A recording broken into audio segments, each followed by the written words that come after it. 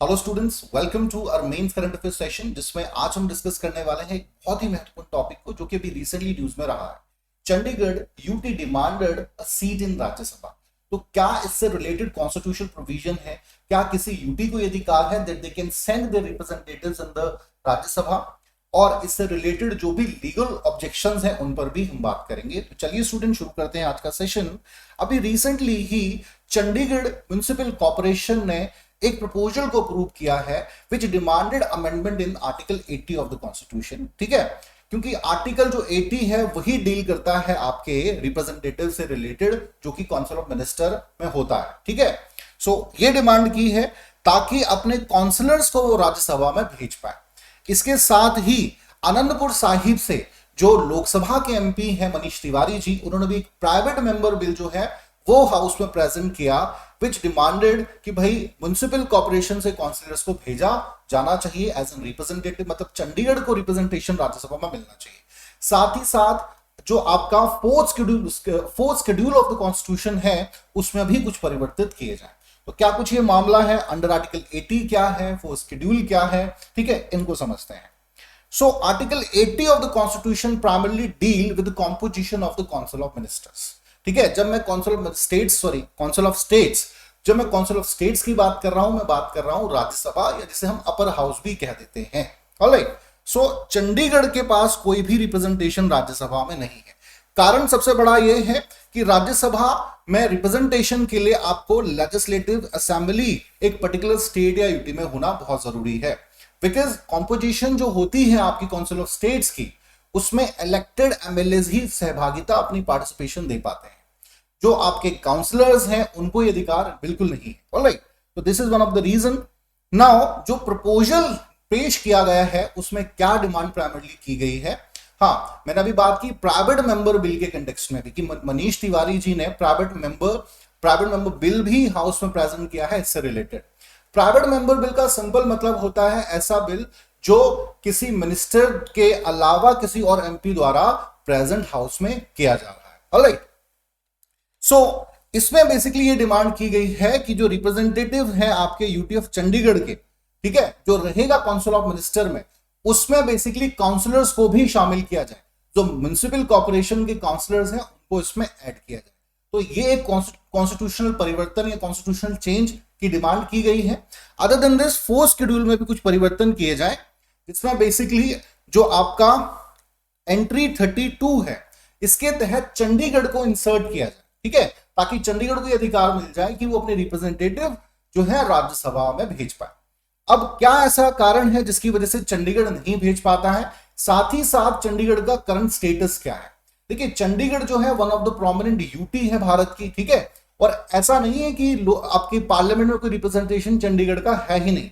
लोकसभा में जो है एक सीट है आपकी चंडीगढ़ की, और 5 सालों के लिए एमपी भेजा जाता है। इलेक्टेड जो एमपी है लोकसभा में रिप्रेजेंटेशन रहता है, but when it comes to the Rajya Sabha तो ऐसा रिप्रेजेंटेशन चंडीगढ़ को नहीं है। कारण बड़ा सिंपल है, मैंने स्टार्टिंग में भी आपसे कहा, क्योंकि लेजिस्लेटिव असेंबली नहीं है, इसलिए रिप्रेजेंटेशन नहीं भेजा जा सकता। तो ये सवाल उठता है कि क्या यूटीज के पास ऐसा अधिकार है ही नहीं, क्योंकि यूटीज में जनरली जो है लेजिस्लेटिव असेंबलीज नहीं होती है, लेकिन ऐसा नहीं है। आपकी 3 जो यूटीज हैं, Puducherry, Jammu and Kashmir and national capital जो टेरिटरी है दिल्ली की, ठीक है, इनके पास ये अधिकार है that they can send the representatives in the Rajya Sabha. क्योंकि पुडुचेरी से एक आपका अभी जो है रिप्रेजेंटेशन जाता है राज्यसभा में, जम्मू एंड कश्मीर से 3 रिप्रेजेंटेशन जाते हैं, और 4 दिल्ली से। ऑलराइट, क्योंकि इन तीनों के पास क्या है आपके लेजिस्लेटिव असेंबलीज, और इलेक्ट्रिकल कॉलेज जो फॉर्म किया जाता है लेजिस्लेटिव असेंबली से चुनकर जो एमएलए हैं वो इसमें भेजे जाते हैं, देन फर्दर यही रिप्रेजेंट करते हैं आपके राज्यसभा में एज एन एमपी। ऑलराइट, तो ये इंपॉर्टेंट फैक्ट है, जो चंडीगढ़ के पास ये अधिकार नहीं है, और इसीलिए चंडीगढ़ जो है ये डिमांड कर रहा है। सिर्फ इन 3 को छोड़ के जितनी भी यूटीज हैं students, all the UTs don't have a right to send their representatives in the Rajya Sabha. Alright, तो अभी इससे रिलेटेड लीगल ऑब्जेक्शंस क्या है? सबसे पहला ये है कि हमारे संविधान में या किसी और एक्ट में कहीं भी इस बात का जिक्र नहीं किया गया कि म्युनिसिपल कॉर्पोरेशन से काउंसलर्स को इलेक्ट्रिकल कॉलेज में भेजा जाए ताकि वो फर्दर अपना रिप्रेजेंटेशन जो है राज्यसभा में भेज पाए। ऐसा कोई भी प्रोविजन हमारे संविधान में भी नहीं है, किसी और एक्ट में भी नहीं है। ऑलराइट, तो ये सबसे बड़ा कारण है जिसकी वजह से रिप्रेजेंटेशन नहीं जा सकता। दूसरा कारण ये है कि बिटवीन 1966 टू 1990 जो राज्यसभा में एमपी दिल्ली से भेजे जाते थे वो प्राइमरली भेजे जाते थे मेट्रोपॉलिटन काउंसिल ऑफ दिल्ली से, ठीक है। उसके बाद में कुछ परिवर्तन किए गए, बट बिफोर दैट 1990 तक जो रिप्रेजेंटेशन था वो मेट्रोपॉलिटन काउंसिल से ही जाता था। अब यहां पर एक लूप होल ये निकल कर आता है कि भाई क्या कल को अगर चंडीगढ़ में मेट्रोपॉलिटन काउंसिल फॉर्म कर दी जाए तो क्या रिप्रेजेंटेशन जा सकता है? तो शायद ये पॉसिबल हो पाए, लेकिन म्युनिसिपल कॉर्पोरेशन से संबंधित कोई भी कानून अभी हाल फिलहाल में पारित नहीं किया गया है और इसीलिए डिमांड की जा रही है। दूसरा सबसे बड़ा कारण है that Chandigarh has no legislative assembly. जो सबसे सिंपल कारण है कि भाई अगर आप रिप्रेजेंटेशन चाहते हैं, ठीक है, under article 80 of the constitution बड़ा क्लियरली लिखा गया है, अगर इलेक्ट्रिकल कॉलेज जो फॉर्म किया जाता है उसमें एमएलएज ही, इलेक्टेड एमएलएज ही शामिल किए जाएंगे। तो Chandigarh has no legislative assembly. इसके अलावा जो फंक्शनैलिटी है, जो स्कोप है आपके राज्यसभा के एमपी का, वो भी काफी डिफर होता है म्युनिसिपल कॉर्पोरेशन से। देखिए, एक एमएलए जो है, जो कि लेजिस्लेटिव असेंबली का किसी स्टेट या यूटी का हिस्सा रहता है, ठीक है, वो उन फंक्शंस को बेटर समझता है। When it comes to the municipal corporation शायद वो फंक्शनैलिटी अंडरस्टैंड करने की कैपेबिलिटी ना हो।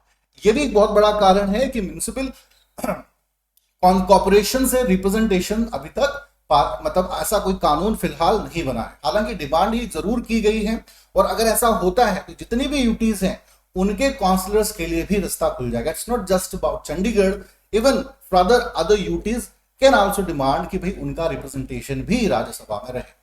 एक बहुत ही इंपॉर्टेंट ये मामला है। Let's see what happen in future. अभी तो जस्ट ये प्रपोजल है, ठीक है, अभी ऐसा कोई कानून फाइनली जो है पारित नहीं किया गया है हमारी पार्लियामेंट में। चलिए स्टूडेंट, आज के लिए इतना ही। Thank you very much.